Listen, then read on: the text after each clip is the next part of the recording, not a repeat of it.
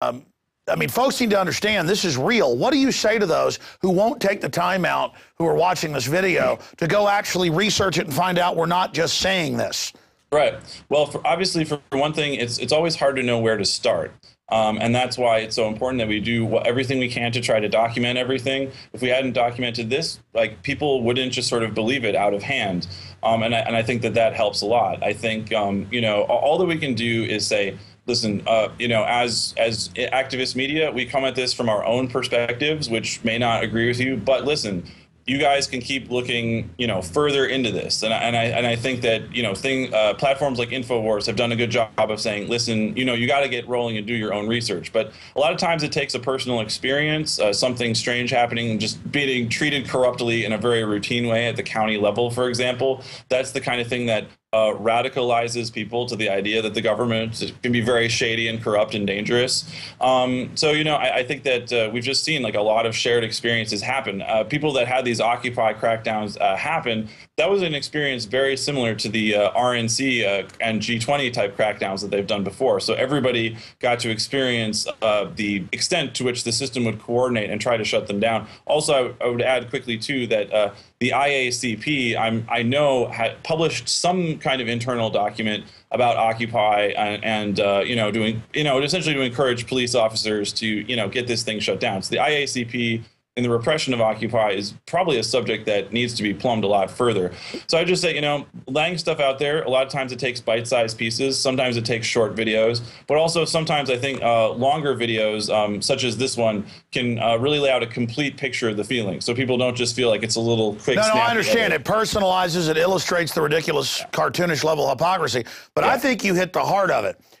What is some international private group of police chiefs doing telling our local police what to do? What is the CIA doing, and it's illegal, as everybody knows, to be setting up threat fusion centers that they're in control of?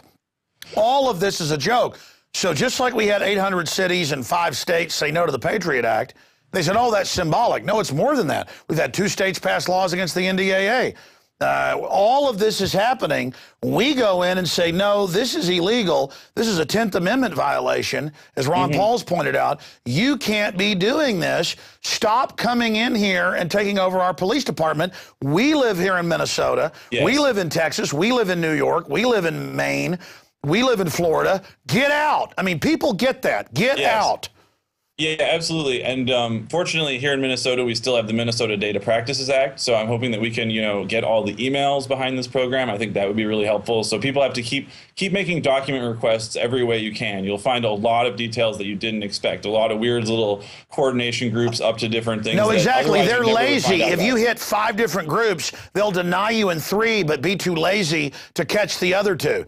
Yeah, exactly, actually, yes. Sending out data requests to obscure places that aren't expecting them is one of the best approaches to getting at deeply buried stories. So that would be definitely one suggested approach I would recommend for everybody. You know, get that video camera out there, get those data requests out there, start pulling that stuff together, and then if you can, you know, make that impactful case and put them really on the spot, like, that's what you have to do to really affect the flow of decision making, which happens in these authoritarian bureaucracies that we're all so concerned about, you know, rightfully so. Wow. Well, I'm excited about the work you guys are doing, all the groups there. And I mean, I've seen a lot of activism out of Minnesota since 4 years ago. I mean, I saw it before, but since everybody saw the Fed command and demand and set up those innocent activists and send them to prison with the Molotov cocktails, I think that's really gotten people energized. I'm watching that from afar, but am I right? Right. Well, and I think, yeah, I mean, Minneapolis has really bore the brunt of a lot of FBI COINTELPRO operations, especially in the kind of anarchist and socialist scene going on. But people have learned from experience. People have learned about grand jury resistance. People have learned about the operational patterns of informants. People have learned to look out for their friends and have a good sense of how people operate. And I think that those experiences actually contributed to a base which helped make the Occupy movement achieve more tangible traction and more tangible benefits, and not simply just get played by the usual bag of tricks, generally speaking. And I think that that's been effective. But I would say that a lot of us here feel like we've been around the block with freaky government suppression, and we're not backing down anytime soon, and we're going to get the word out so people actually understand. Have you found that the more you resist, the stronger you get? I mean, resistance is victory. Yeah, I think so. I think once you get momentum really rolling, then you can really start making things happen. People see that. It gets new people motivated, because we're really, I would say broadly that the Occupy movement is about getting people to snap out of passivity, out of being passive spectators, and getting them to do their own stuff and have agency in their own lives, but also not take orders from cadres of establishment people from whatever form of the establishment that's out there, but getting people to have agency in their own lives and showing them that they can do that they can take action themselves and not just sort of fob off responsibility through representatives and bureaucracies and stuff like that. So I think that that's been successful, and I think that applies to everybody, regardless of exactly. Instead of just begging some bureaucrat, you can show where they violated the laws and things, and show them who's boss. I mean, the power of activism. So many people just sit back and never get involved, but once you get involved, there's no going back to that sanitized world that's destroying our society. Yes. Right, but also too, it's important when we challenge very difficult things, when we have, a whole line of, turtled up riot police, when we're dealing with, documents that talk about rounding people up and taking all their rights away and stuff. We have to remember is that we also never want to be conveyors for the sense of fear, and that's why I've always tried to use humor as a way to kind of cut these daunting opponents down to size, because it's all a farce. It's a put on, it's a show. They're big puffy guys, big fake front and all that stuff. So I mean, the issues are serious in all this repression, but if we use humor, we can defang. Well, I agree with you, but what you said is absolutely central at the base of this. I miscalculate and think that the general public, on average, is my mindset. If somebody tells me there's a great dark threat coming, I immediately want to get motivated to fight it. But I realize that when I sit here and state how serious this is, a lot of people get scared, but they've got to understand the system has amassed all this blustering power because they are weak, and you don't realize how strong you are until you engage it. The fear is if we do cower and give in to them, then they win. And that's why they're amassing bigger and bigger giant tanks. I mean, they might come up with something, the size of the Empire State Building to roll down the street to scare us. But that's because what they had in Oakland like a couple of days ago, that monster tank that the Oakland Police Department rolled out against May Day.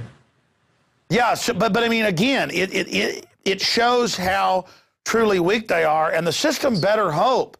All these little front minions better hope it doesn't go to something physical, because then it's not going to be people facing their black tank out in the street. It's going to be something entirely different. And again, these cops, military, they're just people that are part of the system as well. We've all been under this. We need to reach out to them now, not just sit there and talk about some physical confrontation. Right, and that's why I said, we're all in the web of power somewhere, and so we can start pulling on those strings to kind of get those people unraveled out of those authoritarian sort of blocks and networks, and say, listen, you need to wake up. Your kids are going to live basically in a police state controlled by the banks, where we're all debt slaves, unless you start working on this issue, because it's really, really getting bad, and it hasn't been getting better anytime lately, except through openings like the Occupy movement, through other openings. We've been raising these issues, but the trajectory has been really bad. So, but we can all intervene, and we can prod at those people in the system and start showing them different things that erode their loyalty to the authoritarian trend. Well, I think we've had an amazing banter here, Dan Fight, and I hope you'll come back as a correspondent from Minnesota for us on a routine basis. Thank you so much. 2-minute closing points if you haven't made some points you wanted to cover. Yeah, again, I will just simply call upon everybody out there that you guys can do this stuff. We don't have some magic toolkit. We basically use live video, little cell phone videos, that kind of thing. It's you got to get out there in the community, have a good sense of who's around, who gets word of bad plans coming down the pike. But everybody can do this. There's a huge opportunity right now to, in particular, go after the war on drugs, which is a major wing of the total authoritarian trajectory. And I personally am really hoping that the war on drugs can be challenged to the core and then finally shut down, and we can end the prison industrial complex and this abusive, system of statism and exploitation and dehumanization that we've documented here. It's repellent, and people sense that, and they're reacting appropriately. But anybody can make this happen, so get out there and do it. That's my suggestion. I agree with you. It's not just a wing. The drug war is at the very heart of everything. We've got to end it. And people say, oh, you want people on drugs. As you know, countries that have decriminalized, drug use goes down generally by about half. It takes all the money out of it, and there's not these crack zombies running around robbing people to get money to go buy crack that goes to a big bank. And every time you ask the cops, hey, that bank's laundering the money, they laugh at you. That's above my pay grade. But I think about my children who'll be teenagers soon, and they're going to be out there in the middle of this, and if they're dumb enough to, you know, use drugs or something, they're going to have the cops preying on them. And again, do the cops want their kids preyed on? I mean, this is just so, it's ridiculous.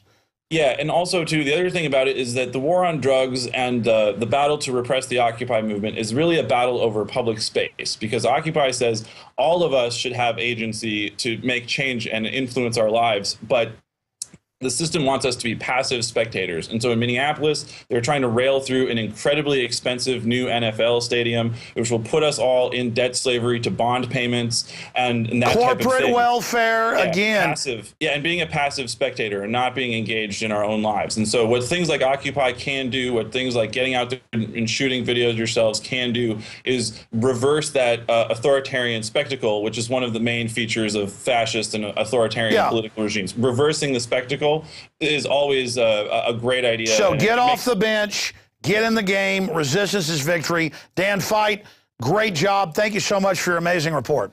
Thank you, Alex. It's great to talk with you about this important issues. Very exciting. Well, that was an amazing interview. I hope that all of you out there get this information out to your friends and family pronto. It's up to you to spread this video out to everyone you know. Only you can resist the globalist.